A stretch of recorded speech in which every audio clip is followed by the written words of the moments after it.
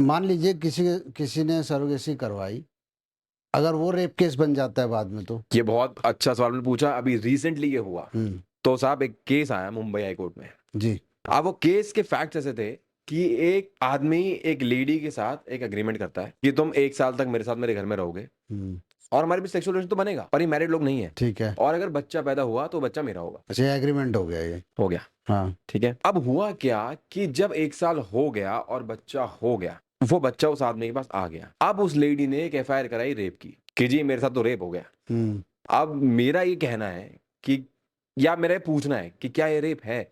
Bombay high court ने बोला कि हम ये क्वॉश नहीं करेंगे, हुँ, ये एक्चुअल केस है रेप का। क्यों?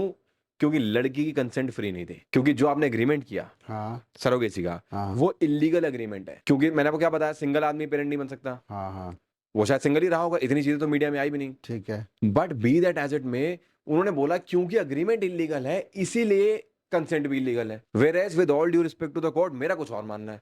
मेरा मानना है कि आप चलो मान लिया एग्रीमेंट इल्लीगल है, मान लिया। हुँ, कंसेंट कैसे इल्लीगल हो गई? उसको किसी ने पैसे का दबाव दिया, उसको किसी ने बोला कि भाई देख अगर कल बच्चा होगा तो हम शादी कर लेंगे, उसको किसी ने बोला कि बच्चा होगा तो तुझे मिल जाएगा, और अगर बच्चा नहीं होता तो हुँ, सेक्स तो फिर भी होना था।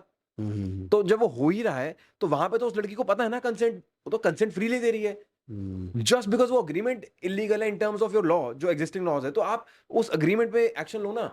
जो सर्विसी लॉ है, उस लॉ के अंदर आप उस एग्रीमेंट पे एक्शन लो।